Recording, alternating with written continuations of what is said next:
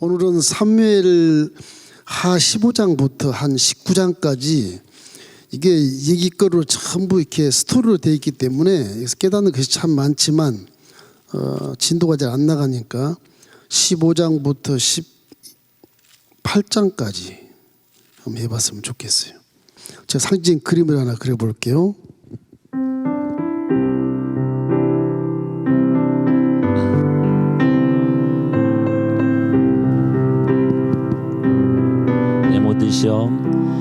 내 모든 시험 무거운 짐을 주 예수 앞에 아래 찬송한 337장입니다. 근심에 쌓인 날 돌아보사 내 근심 모두 맡으시네. 무거운 짐을 나 홀로 지고 견디다 못해 쓰러질 때 불쌍히 여겨 구원해 주리. 은혜의 주님 오직 예수. 사람 마음속에는 이렇게 선과 악이 존재. 이게 제가 좀 그림을 그냥 그려놓은 건데 이게 마음이라고 생각해 봐요.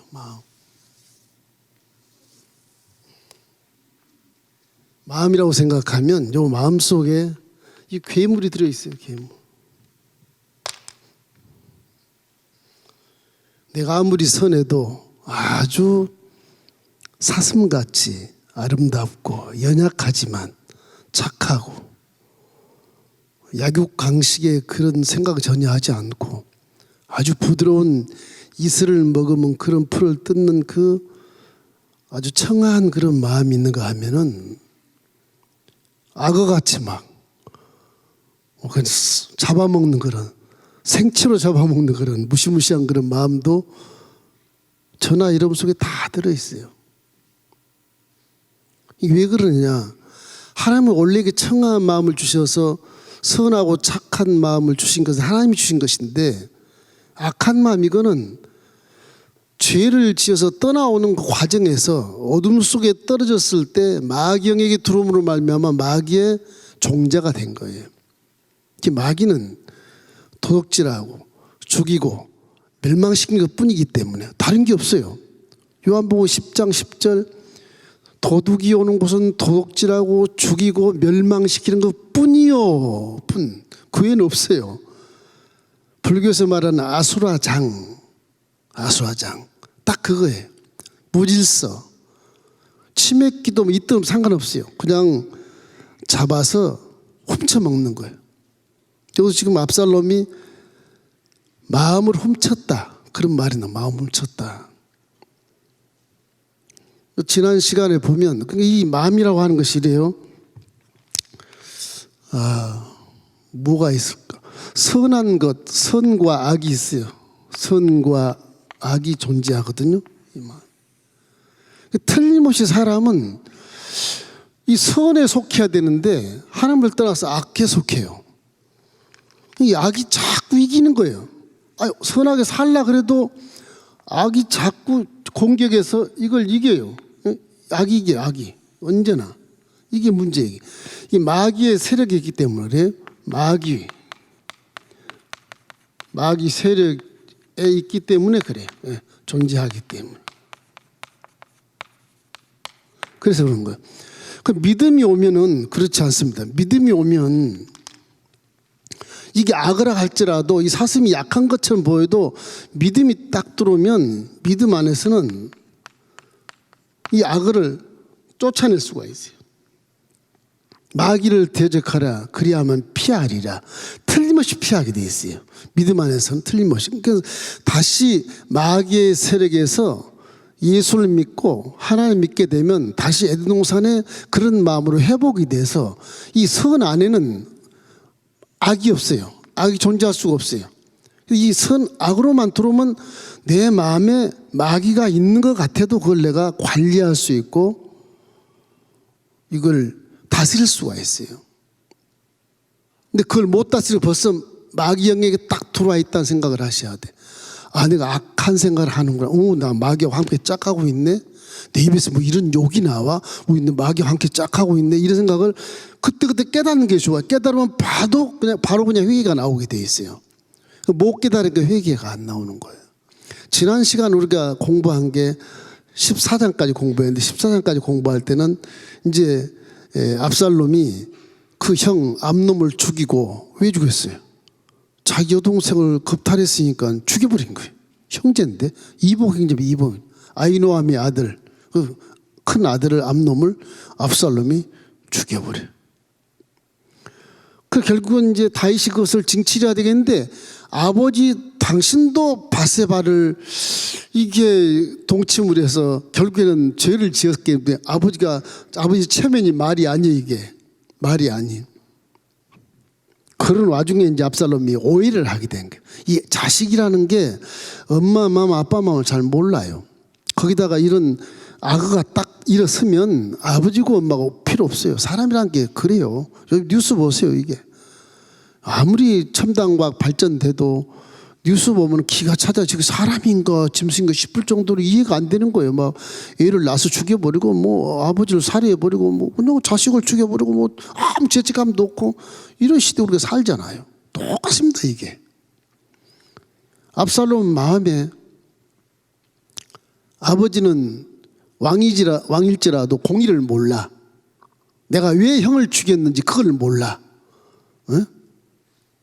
그러면서 압살롬이 이제 예루살렘 오기는 왔는데 왕은 못 보니까 이제 15장부터는 압살롬이 꾀를 딱 부르는 거예요. 이제 이게 뭐라 그럴까, 왕을 이제 쟁취하기 위해서 반역을 꾀하려고 하는 그런 내용을 하게 되는 겁니다. 이제 사무엘하 15장 1절에 이제 이 말씀이 나와요. 우리 함께 읽어보십시다. 그 후에 압살롬이 자기를 위하여 병거와 말들을 준비하고 호위병 50명을 그 앞에 세우니라. 자기가 사병을 세워. 집에 사병을. 왕자니까. 누가 뭐래요? 왕자니까. 저기 어디냐면 헤브론이에요. 헤브론. 왕이시여 나에게 헤브론으로 가게 하십시오. 거기서 내가 예배를 드리겠습니다. 그런 식의. 헤브론이 자기 아버지가 왕으로 추대했던 곳이거든요. 뭐 600명밖에 안 됐지만 추대했던 곳이거든요. 그러니까 자기가 헤브론 간다면 아버지가 좋아하실 거다. 왜? 예배를 드리면서 이제 사람답게 살아가려고 그러는가 보다. 그렇게 생각할까 봐 딱 헤브론을 택한 거예요. 그래서 거기서 사병 50명을 세우더니 계속 거기에 군사를 막 증강시키는 거예요. 거기에 아이도벨이라는 사람이 하나가 딱 들어가요. 이 아이도벨은 누구냐 그러면요, 바세바의 할아버지 아들이야. 바세바의 할아버지 아들. 그러면 또 다윗의 원수가. 이 아이도벨이요, 바세바가 이제 부인으로 오니까 아이도벨이 출세를 합니다. 아이도벨하고 후세가 딱 다윗의 오른팔 왼팔에 딱 장군으로서 오른팔 옆에 아이도벨하고 후세가 딱. 이 아이도벨이 바세바의 할아버지 아들인데 이 삼촌이 어디로 갔냐? 압살롬한테 가버려. 압살롬한테 가지고 가만히 보니까 압살롬이 잘생겼고 아빠보다 더 잘생겼고 이스라엘 백성이 좋아하거든. 그리고 헤브론으로 가버려. 가서 압살롬이여, 내가 당신의 충성된 종이 되겠소. 그래서 압살롬과 딱 하나가 돼요. 이 아이도벨이 얼마나 꾀가 있냐 그러면 아주 계략이 넘친 사람이에요. 아이도벨 성경에 보면 압살롬이여, 당신은 아버지보다 백성들이 더 좋아합니다. 더 좋아합니다.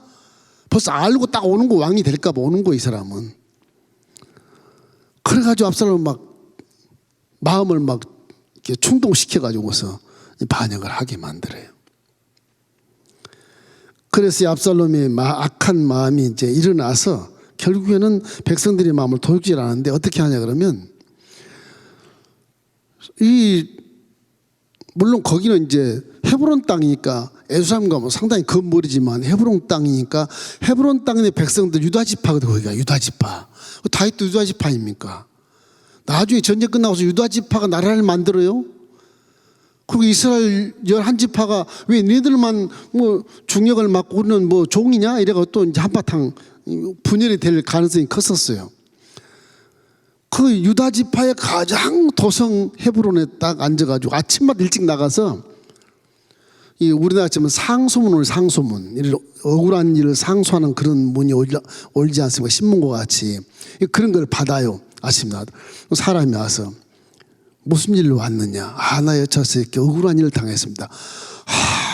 네 말이 맞는데 우리 왕이 이거 상소문 갖다 올려봐야 우리 왕은 나이가 늙어서 이게 판단을 못 하신다. 네 말을 절대 들을 수 없어. 내가 들어주마. 감사합니다 왕자님, 감사합니다, 감사합니다. 그럼 일부러 성에 일부러 가 손을 붙잡고 입을 맞춰줘.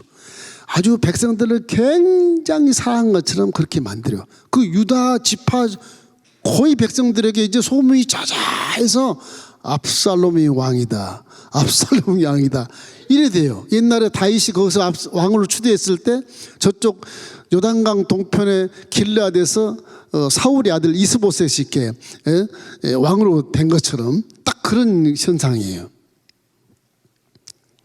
왕으로 추대해요. 그래가지고 아버지의 왕궁을 침략하러 들어와요. 아버지 마음은 아들 저거 아무리 유다 지파 사람 백성들 끌고 와도 내가 치면 죽고 다 망할 텐데 저놈 왜 저러나.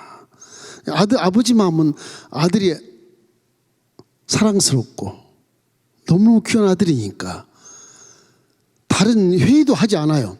신하들한테 후세야 빨리 도망가자. 그렇게 나와. 도망가자. 뭐 회의도 없고 뭐 무슨 작전 지휘도 없고 그냥 도망가자 그래. 그 정도로 아들을 위해서 도망가는 것 같아요. 아들을 위해서. 장차 내 뒤를 이은 왕이 될 저 아들을 위해서 일부러 도망가 주는 거예요. 그 의미를 보면 성경을 이렇게 쭉 나중에 열왕기 상하도 쭉 이렇게 보다 보면 이 왕의 마음이 이제 나이가 늙었고 통일왕국의 왕이 됐지만 늙었고 내 아들이 저렇게 나보다도 훌륭하게 잘 자랐는데 이제는 젊은 사람이 이 나라를 다스려야 되지 않겠냐 하는 그런 의도도 있어요. 비슷한 의도들이 있어요. 의미에. 다시 그래서 피해 주는 거예요. 피해 주는 거. 그런데도 다윗은 얼마나 이 신앙생활에 멋있는 것이냐 그러면요. 이 시간 이 얘기가 다 끝나겠네. 이 성경에 있는 얘기니까 들으세요. 다윗이 이제 도망가면서 다윗 밑에는 물론 많은 사람들이 이제 추종에 따르겠지만 나중에 몇 명 없어요. 따르겠지만은 이 성경에 나온 거, 이 본문에 나온 거 보면 17장에 나오면 이때라는 사람, 이때라는 사람이 블레셋 가드 사람인데 가드 사람 이때 블레셋 지역의 가드 사람 이때라는 이 장군입니다. 아주 싸움을 잘하는데 다윗이 블레셋에 있을 때 사울왕에게 피해서 블레셋가 망명했을 때 그때 다윗을 보고 감동한 사람이 블레셋 족속인데 유다 지파가 아니에요. 이게 블레셋 족속인데 감동한 사람이 이때가 바울을 최고로 따른 충신이 됐어. 후세와 함께. 근데 이제 법궤를 가지고 가야 되잖아요. 근데 다윗은 예루살렘을 얼마나 사랑하고 예루살렘 왕궁을 지을 때나 또 이렇게 성막을 지어서 법궤를 가져올 때 이 예루살렘이 이스라엘 전체의 거룩한 성이다. 이걸 다윗은 딱 알고 있어요.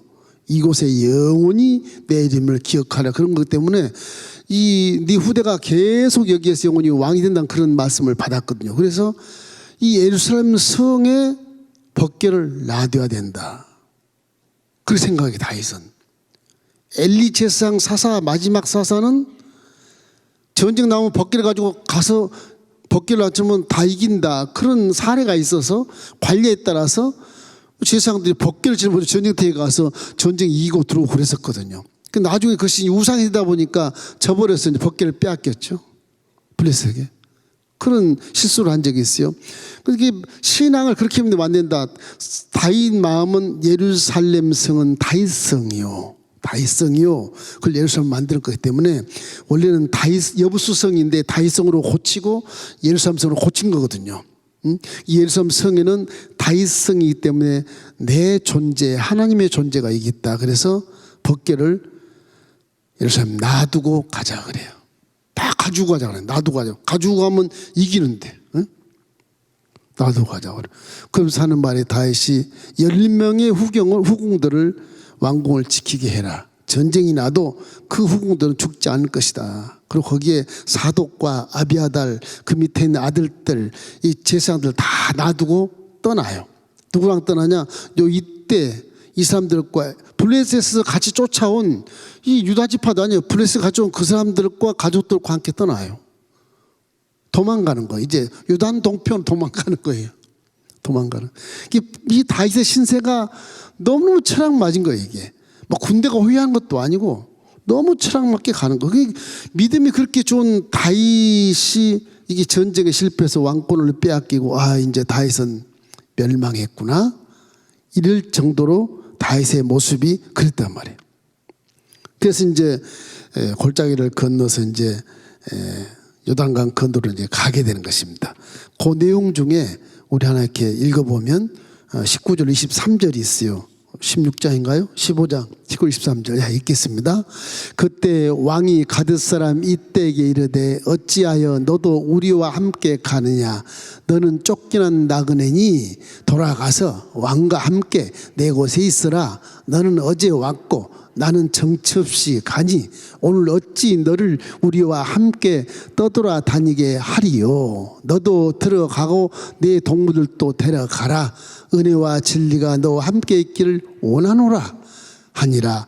이때가 왕에게 대답하여 이르되 야훼의 살아계심과 내 주 왕의 살아계심으로 맹세하옵나니 진실로 내 주 왕께서 어느 곳에 계시든지 사나 죽으나 종도 그곳에 있겠나이다 하니 다윗이 이때에게 이르되 앞서 건너가라 하며 가드 사람 이때와 그의 수행자들과 그와 함께한 아이들이 다 건너가고 온 땅 사람이 큰 소리로 울며 모든 백성이 앞서 건너가매 왕도 기드론 시내를 건너가니 건너간 모든 백성이 광야길로 향하니라. 광야길로 향하는데 저렇게 백성들이 다 따라가는 거예요. 이때 하는 말이 너는 블레셋 네 왕으로 가라. 왜 여기 와서 함께 떨어다니냐? 내가 미안하다. 가라. 너는 그래도 저 이때라는 사람이 내가 비록 블레셋 사람이지만 왕의 살아계심을 내가 맹세하고 하나님 왕이 믿는 하나님께 내가 맹세하고 절대로 떠나지 않겠습니다. 같이 사나 죽으나 내 종은 주의 것입니다. 이 정도로 그 고백하는 이때 그 믿음이라는 게 대단한 믿음이잖아요. 이 우리 가르치는 뭐냐? 우리가 세상에 빛이 되라는 거예요. 저 이방인도 이렇게 충성하고 죽음을 목숨을 다해서 신뢰를 주는데 하물며 너는 뭐 하느냐는 거죠. 뭐 하느냐는 거죠. 저와 여러분도 이스라엘의 예수 그리스도의 십자가의 은혜를 받고 감동해서 예수를 믿게 된 거 아니겠어요? 이 은혜를 믿게 된 은혜가 충성돼야 돼. 은혜를 받으면 충성돼야 돼. 그걸 말씀해 주는 거예요. 이때라는 사람이 굉장히 믿음이 좋은 사람이에요. 그 맹세에서 생사를 같이 하겠다고 하는 그런 이때의 모습을 우리가 배울 수 있게 되는 거예요. 이 충성심, 믿음, 이게 믿음이거든요. 다윗은 벌써 이 믿음을 알기 때문에 법궤를 안 가지고 가요. 하나님은 이 나라의 가장 최고봉 예루살렘, 시온산, 예루살렘 거기에 계셔야 된다. 법궤는 가져오지 마라. 그리고 제사장들을 보내요. 지켜라. 우리는 도망간다. 망명 간다. 너희들 지켜라. 내 아들이 왕이 돼서 그 법궤는 거기 계셔야 된다. 그 내가 죽고 내가 도망가고 내가 멸망이 될다 할지라도 하나님 법궤는 그 자리에 계셔야 된다. 기가 막힌 겁니다. 이게 우리의 믿음 속에 이런 게 있어야 돼. 교회의 주인식을 가지고 하나님의 성전의 주인식을 가지고 난 이 하나님의 성전에 소속한 하나님의 아들 딸이야. 교회를 해파는 어떤 무리가 오도록 난 그걸 막아야 돼 하는 그런 것들, 그런 것이 이제 우리에게 주어진 하나의 묵상할 수 있는 내용이 될 수 있겠죠. 이렇게 다윗은 기가 막힌 그 믿음을 가지고 결국 다윗의 믿음은 변함이 없었다. 자, 이 사무엘하 24절 25절 우리 함께 읽겠습니다. 보라, 사독과 그와 함께한 모든 레위 사람도 하나님의 언약궤를 메어다가 하나님의 궤를 내려놓고 아비아달도 올라와서 모든 백성이 성에서 나오기를 기다리도다. 왕이 사독에게 이르되 보라, 하나님의 궤를 성읍으로 도로 메어가라. 만일 내가 야훼 앞에서 은혜를 입으면 도로 나를 인도하사 내게 그 계와 그 계신대를 보이시리라. 참 이 망명하는 그 길이 아들을 사랑하는 마음과 하나님을 믿는 마음 그 속에서 이게 애통해하고 정말 절규하고 아들을 사랑하는 마음과 하나님의 공의를 지키는 그 마음 속에서 막 갈등을 느끼는 그런 것들. 부모는 할 수 없나 봐요. 자식이 망난이라도 자식을 해야 할 수 없나 봐. 부모는 그렇잖아요. 자식 마음대로 못하는 것이고. 그 보세요. 마음대로 못하는 건 무슨 뜻이에요? 하나님의 거예요. 자식이 내게 아니에요. 하나님의 기업으로 주신 거예요. 자, 30절 한번 봐요. 다윗의 모습이 나와요. 30절에 다윗이 감람산 길로 올라갈 때 그의 머리를 그가 가리고 맨발로 울며 가고 그와 함께 가는 모든 백성들도 각각 자기의 머리를 가리고 울며 올라가니라. 왕이 맨발 보고 간다는 게 이해가 돼요? 이게? 그냥 급하게 도망가는 거예요. 이제 감람산이라 그러잖아요. 예수님이 감람산에 올라가서 기도했던 그런 모습을 연상시키는데 주여 내 뜻대로 마옵시고 아버지 뜻대로 하소서. 딱 그 감람산 의미가 거기 있어요. 기도의 의미. 이래서 이제 다윗의 신복 중 하나에 후세라는 사람이 있어. 후세가 막 울고 뭐 옷을 막 찢어버리고 막 그냥 통곡하면서 다윗 앞에 나타나요. 왕이시여. 내가 압살롬에게 가겠습니다. 왜? 네가 가면 나는 어떡하냐? 오른팔도 날아가고 네 왼팔에 가면 어떡하냐? 왕이시여. 내가 압살롬 진영에 들어가서 내가 다윗을 버리고 압살롬 왕을 모시러 왔습니다. 그렇게 얘기하고 내가 이제 아이도벨 저 꽤 많은 놈을 내가 죽여버리겠습니다. 그러고 이제 가려고 하는 거예요. 다윗이 그래 가라 그래. 이제 다윗의 충복 둘이 적군에서 딱 둘이 들어가 있는 거. 한 놈은 압살롬이 왕이 될 가능성이 100%니까 거기 가서 군대 장관을 하려고 간 것이고, 후세는 저놈 아주 꽤 많은 놈 저놈을 내가 작살내려 가는 것이고, 그 압살롬을 죽이게 압살롬이 사라지게 하려고 간 것이고, 그 두 적이 딱 만나는 거예요. 자, 다윗은 어떻든 간에 이렇게 전 도망가고 망명하는 길에도 이렇게 벗개를 내서 하면 뒀다고 하는 것에 신앙으로 우리가 잘 배워야 되고요. 이제 후세가 이제 작전을 짭니다. 후세가 위장에서 들어가거든요. 이 아히도벨이 압살롬에게 딱 얘기를 해요.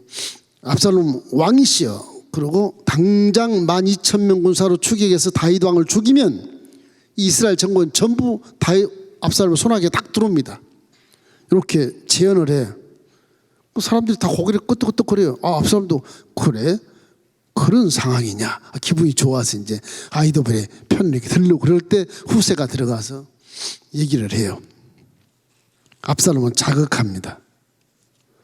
그래서 그러면서 다윗이 군사를 모을 수 있는 기간을 주고 대비할 수 있는 그런 기간을 주고 몰래 진격할 때 피해가는 통로를 열어줘 후세가.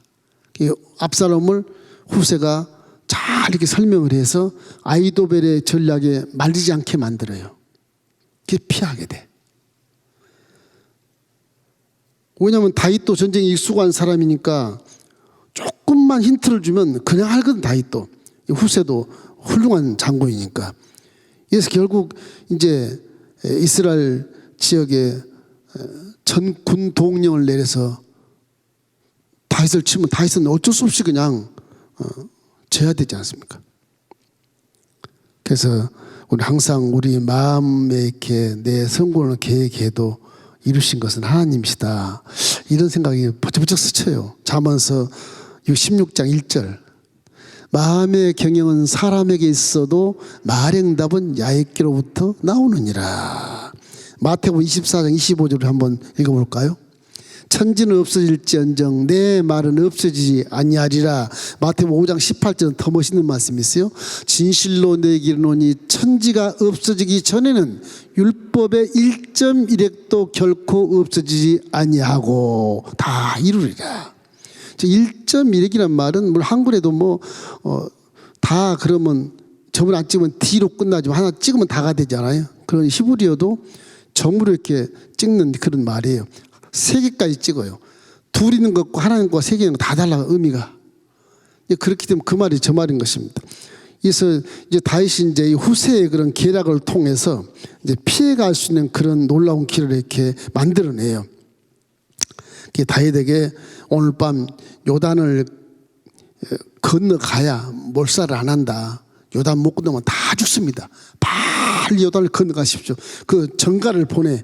그래서 압살롬의 종들이 또 그걸 또 간첩이 알아가지고서 이제 함께 가서 이제 그 사람을 죽이게해서 이제 죽이려고 하는데 못 죽여요.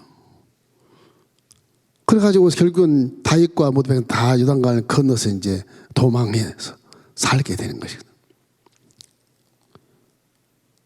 모든 백성과 함께 다시 요단을 새벽까지 건너가서 이스보셋이 떴던 마하나임에 도착하게 돼. 마하나임이 옛날에 야곱이 20년 하란에서 자기 삼촌과 살다가 부자가 돼가지고 가축과 전부 데리고 오다 마하나임에 딱 들어오잖아요. 분이엘 야복강 앞에 딱 오지 않습니까? 그때 천사들이 뒤에서 쫙 따라오는 모습이 성경에 나와요. 천사들이 뭐 따라오는 것이.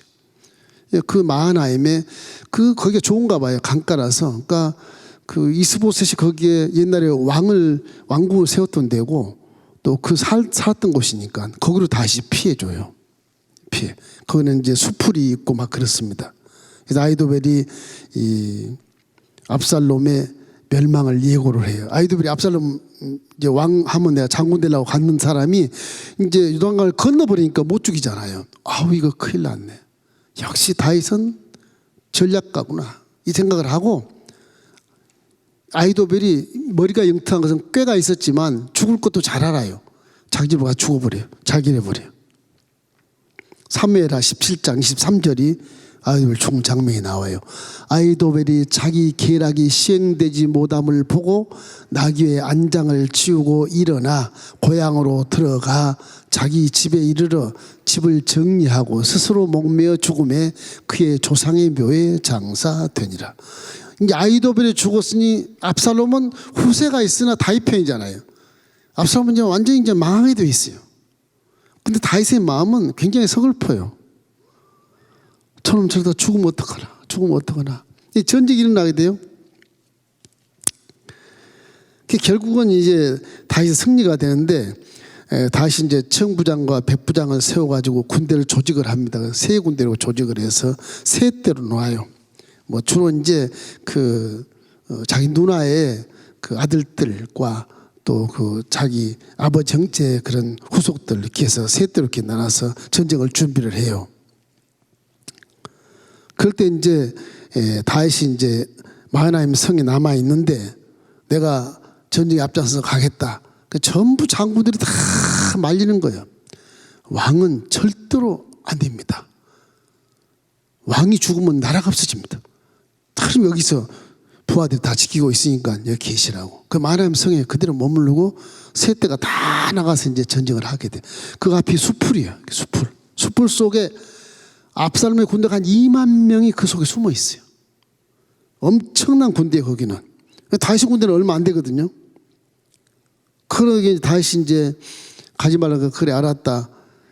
잘 전투 이기고 와라. 그러면서 하는 말이 내 아들 압살롬만은 죽이지 마라. 신신당부를 해요. 그래서 에브라임의 수풀 속에서 이제 전쟁을 하게 돼요. 숲불 속에서 2만 명이 숨어 있으면 다 나와서 공격하면 죽을 텐데 이게 뭐 세 군이 삼방에서 막 공격이 오는 거예요. 그러니까 2만 명이 전쟁하다가 도망가다가 넘어지고 자빠져서 자기 칼에 자기 찔리고 주사면 발 빼서 죽고 이렇게 다 도망가 버리는 거예요. 그 전쟁에 대승리를 거두게 돼요. 근데 압살롬이 그런 과정에서 숲불에서 나와가지고 나귀를 타고 막 말이 없었던가 봐요. 그때는 나귀만 있어요. 이 중동 땅에 말이 꽤 귀했어. 나귀를 타고 막 도망가요. 또 요단 동편은 숲이 많거든요. 요단 서편이야 예루살렘 쪽에는 막 광야가 있고 뭐 별로 물도 별로 없고 허바불판인데 산이 있어도 동쪽에는 숲풀이 많거든요. 가치파들이 원래 거기를 양들을 키우는 곳인데 나귀 타고 막 달려가는데 이 인간이 압살롬이 멋있는 사람이에요. 머리도 되게 이렇게 크고요. 머리 머리 숱이 보통 사람보다 한 두세 배 많은 거 머리 숱이 얼마나 멋있게 해서 키도 크고 잘생기고 그러니까 이게 투구를 안 써요. 이 사람은 자기 사생긴 모습을 쫙 백성들이 보이는 거예요. 잘난 얼굴 쫙 보이고 다녀. 그리고 전쟁을 해요. 전쟁을 투구가 없어. 멋있게 입고 말을 막 달리면 좋겠는데 노새를 타고 달려요. 그 왕복을 노새를 타고 달리니 그게 얼마나 잘 가겠습니까? 빨리 못 가겠죠. 막 달리다가 나무가 이렇게 했는데 그 나무 밑으로 지나가야 돼. 나무가 가지가 이렇게 이 밑에까지 있으니까 못을 타다가 탁 걸렸어. 머리가 이렇게 톡을 안 써가지고서 지나가지 않고 머리를 탁 휘가 막아가지고 이게 머리에 끌려가지고 나무에 매달려요. 노새는 빠져나가요. 나무에 다렁다렁 달려있는 거 이게.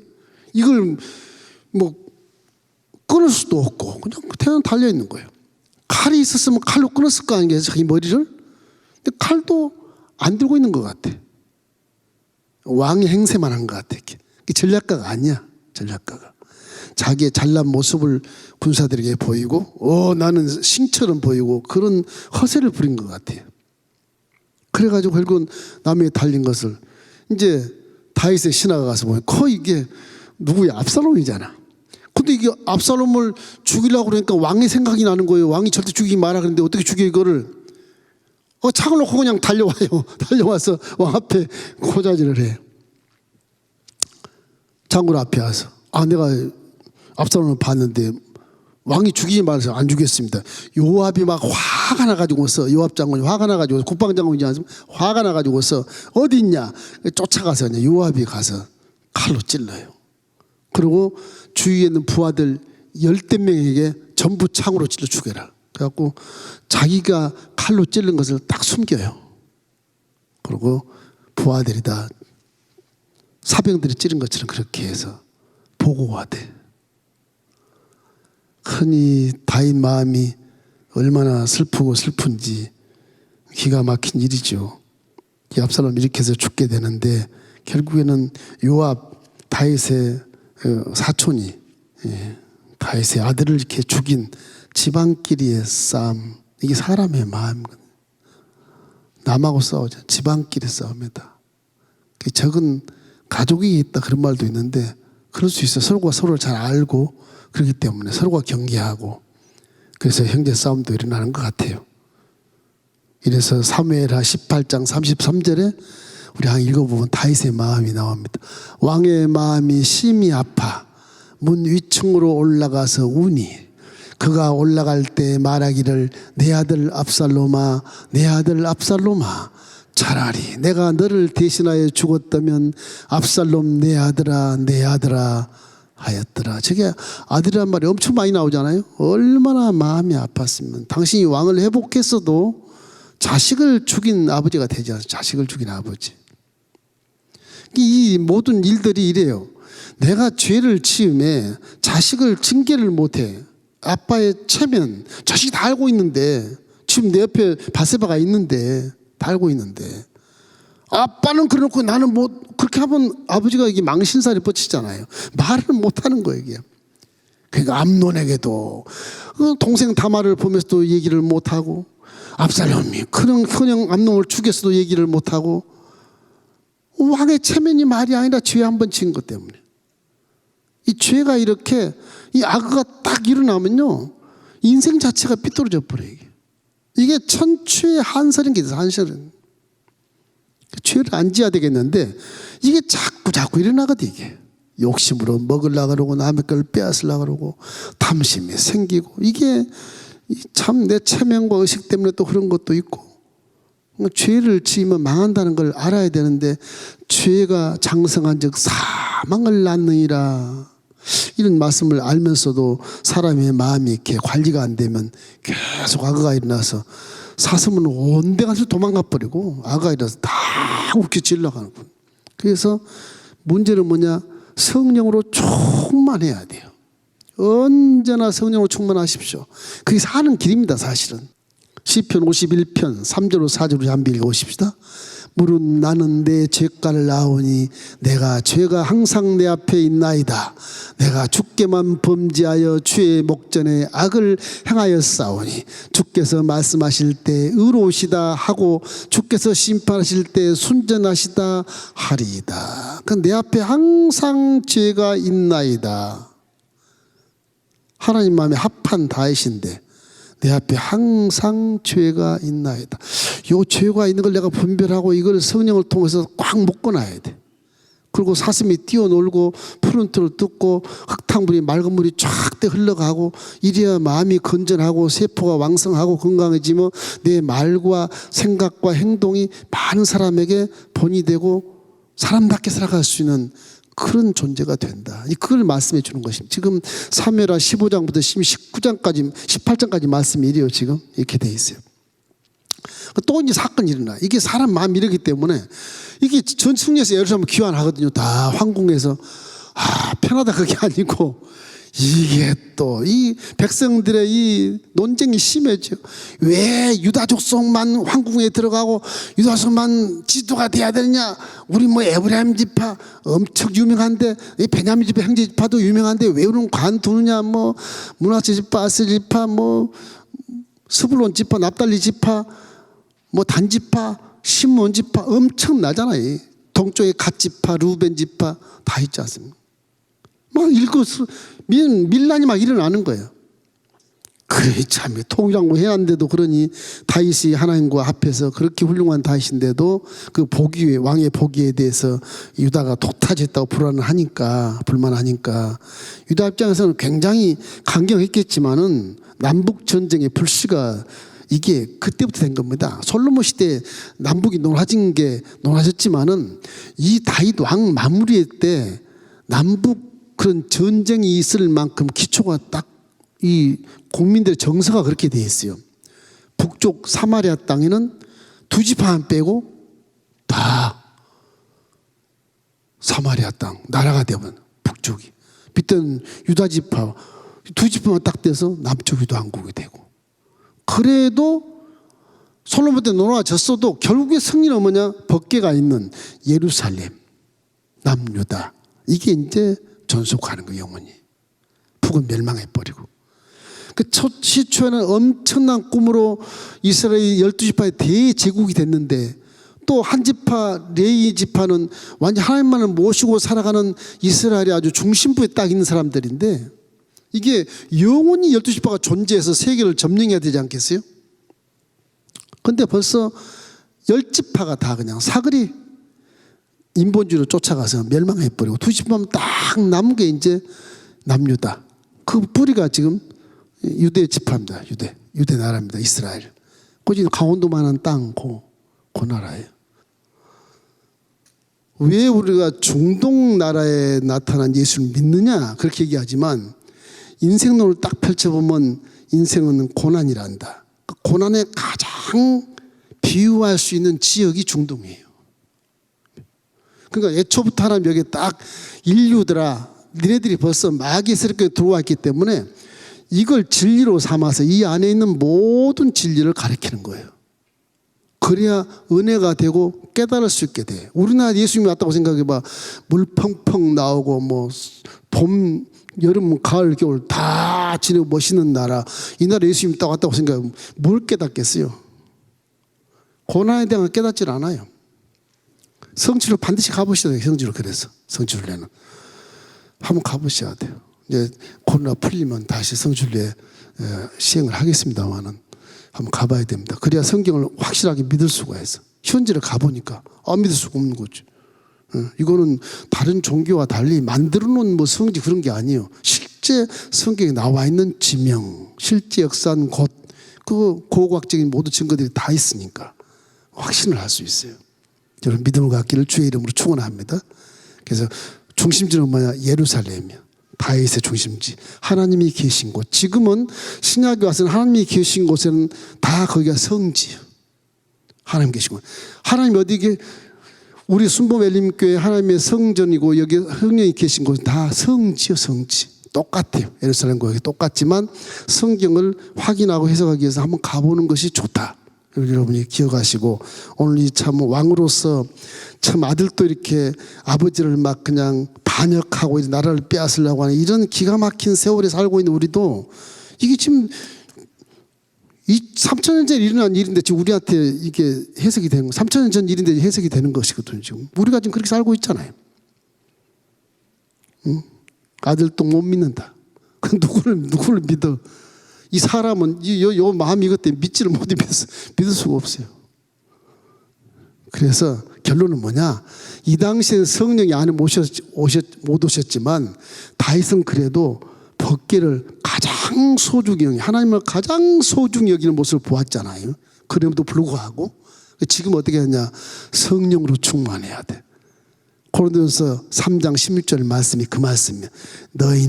너희가 하나님의 성전인 것과 하나님의 성령이 너희 안에 계신 줄 알지 못하느냐 말한 것은 여러분 속이 하나님이 계신 곳이고 여러분이 가는 곳이 하나님이 계신 곳이고 여기서 교회에 와 있으면 여기도 하나님이 계신 곳이고 이제 움직이는 성전이기 때문에 신신약 시대는 정말 우리가 가는 곳마다 승리가 있어야 돼요. 할렐루야.